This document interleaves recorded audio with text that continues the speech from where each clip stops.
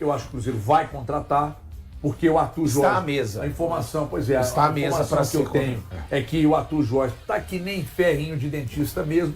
Eu acho que o Cruzeiro está de olho em algum volante de fora. No Brasil, os volantes que tem no Brasil hoje, eu acho que o Cruzeiro não... Essa questão do primeiro volante já é um problema. Já é claro e evidente. Eu não quero comparação, gente. É só a importância de um camisa 5 num time. Rodri e Paredes.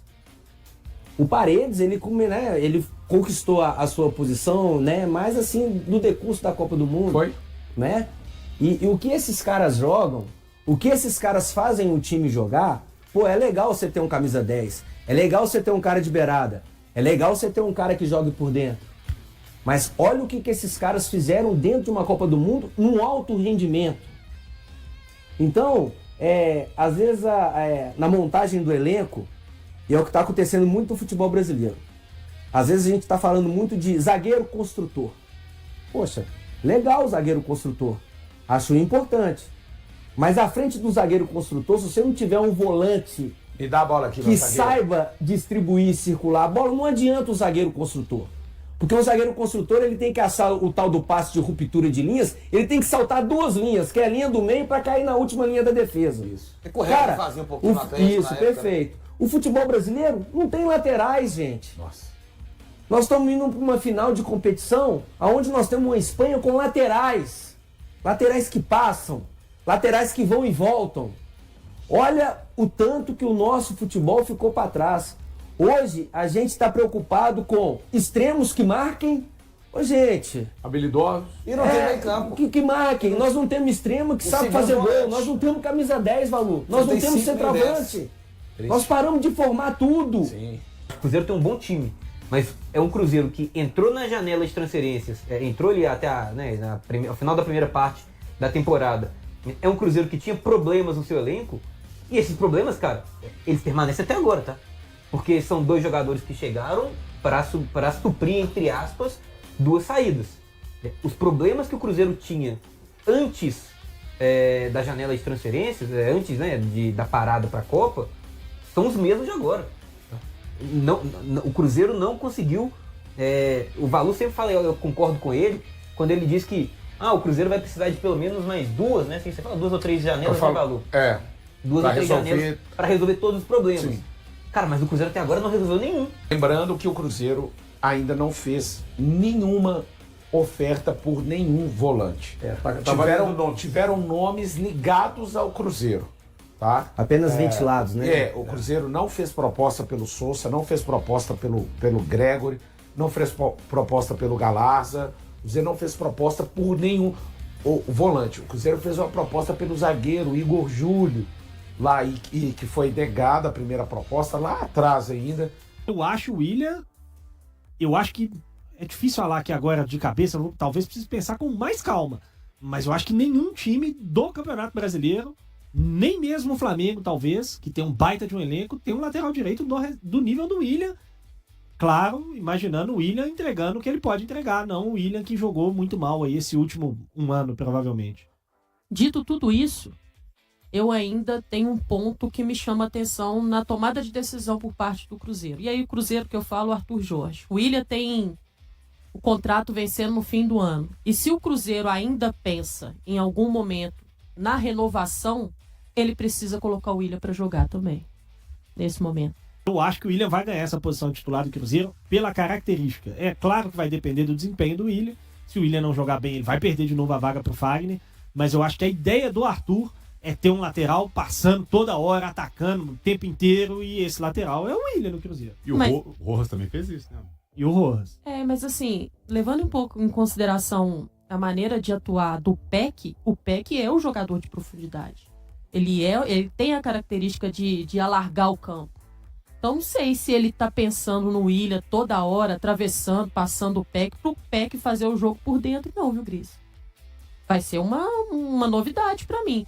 A relação, e aí só pegando um pouquinho do gancho que eu estava falando antes, do Fagner com o William, eu não vejo, até por questões de idade, né? O Fagner tá com 37 anos. Eu acho que o mercado para o Fagner ele é menos promissor do que para o William, natural, pela idade mesmo. E a gente sabe que cada vez que o jogador amadurece, a questão de vitrine ela acaba diminuindo. O Fagner, talvez o Cruzeiro tenha menos preocupação de uma concorrência do que o Willian. Pelo histórico recente do Willian, por ter sido um jogador também que já demonstrou capacidade de atuar, e acredito muito nisso mesmo. Vejo o Cruzeiro também dando a oportunidade ao Willian, pensando em uma renovação. Para que ele possa fazer desse último semestre ainda de contrato com o Cruzeiro, o último semestre que vai mostrar para o Cruzeiro, para a instituição, que vale a pena ou não o investimento. O Willian está com 31 anos, a gente sabe que a posição de lateral é uma posição carente no futebol. Quando não carente, ela é hipervalorizada no mercado. Então, acho que tudo isso, nesse momento, faz o Cruzeiro olhar com um pouco de mais cuidado e fazer isso também como parte do seu planejamento. E não vejo que está errado, tá? Não vejo. Acho que o Willian agora, tendo a questão do filho dele 100%, acho que a cabeça agora pode voltar também para o trabalho, 100% dentro do trabalho, como vocês já falaram, né? E nós já vimos também. Potencial o Willian tem. Agora cabe a ele aproveitar as oportunidades também.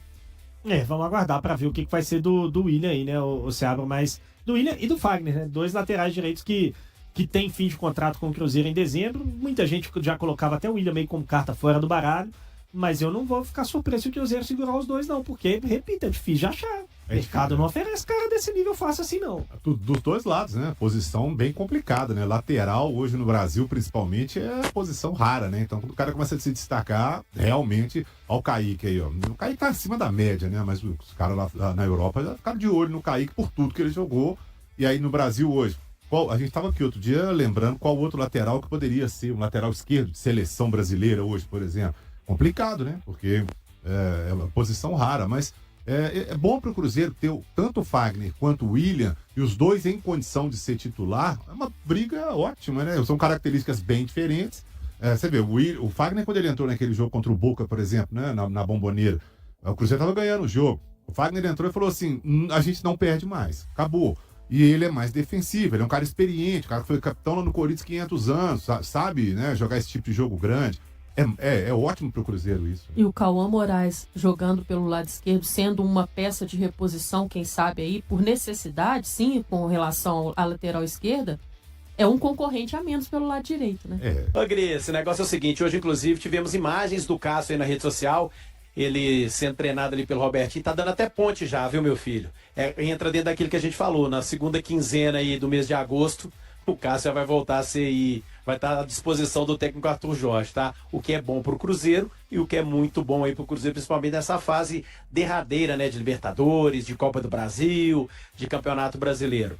Gris, então a gente vai ter que acompanhar amanhã, o Adronaldo vai subir cedinho lá na Toca da Raposa 2 para tentar apurar uma ou outra informação, pra gente já ter esse desenho, esse esboço do Cruzeiro que vai entrar em campo na próxima semana contra o Internacional.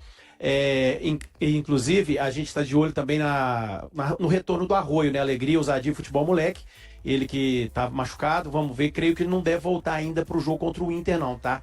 Mas isso eu vou apurar aí no decorrer da semana e até no mais tardar sexta-feira eu trago para o senhor a data exata da volta do Alegria, ousadia e futebol moleque do Arroio. Com o início do segundo semestre, o Cruzeiro precisará lidar com 2 mudanças significativas em sua equipe titular. O lateral esquerdo Kaique e o meio-campista Christian, jogadores que integravam a base do time desde 2025, deixaram o clube. As saídas representam um novo desafio para o técnico Arthur Jorge em uma fase decisiva da temporada, marcada pelas disputas da Libertadores, da Copa do Brasil e do Campeonato Brasileiro. Kaique desempenhava um papel fundamental no sistema de jogo celeste. Dono de boa capacidade física, qualidade técnica e posicionamento consistente, o lateral revelado nas categorias de base da Raposa era importante tanto na defesa quanto no apoio ao ataque.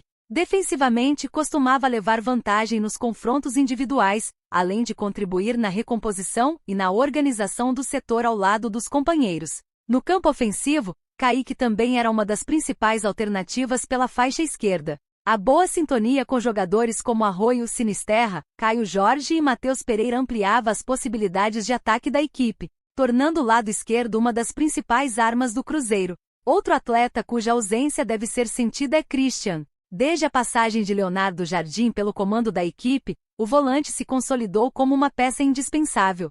Pela intensidade e capacidade de atuar em praticamente todos os setores do campo, o ex-camisa 25 exercia uma função de equilíbrio dentro da equipe. Além da entrega física, Christian era decisivo na marcação, principalmente pelo lado direito. O meio-campista se destacava na recomposição defensiva, vencia disputas individuais com frequência, recuperava bolas e iniciava contra-ataques com eficiência.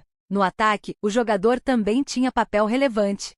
Conhecido entre os companheiros pelo apelido de Caramelo por aparecer nos momentos certos, Christian mostrava versatilidade para atuar pelos dois lados do campo e tinha como característica infiltrar na área, aproveitando rebotes para marcar gols importantes. Para suprir essas baixas, o Cruzeiro foi ao mercado e acertou as contratações do lateral esquerdo argentino Rojas e do atacante Gabriel Peck. Embora ambos apresentem algumas características semelhantes às de Kaique e Christian, cada um possui um estilo próprio de jogo. Agora, o principal desafio de Arthur Jorge será encaixar rapidamente os novos reforços no sistema da equipe, garantindo uma adaptação eficiente para que o Cruzeiro siga competitivo nas principais competições da temporada. E aí, galera, o que acharam?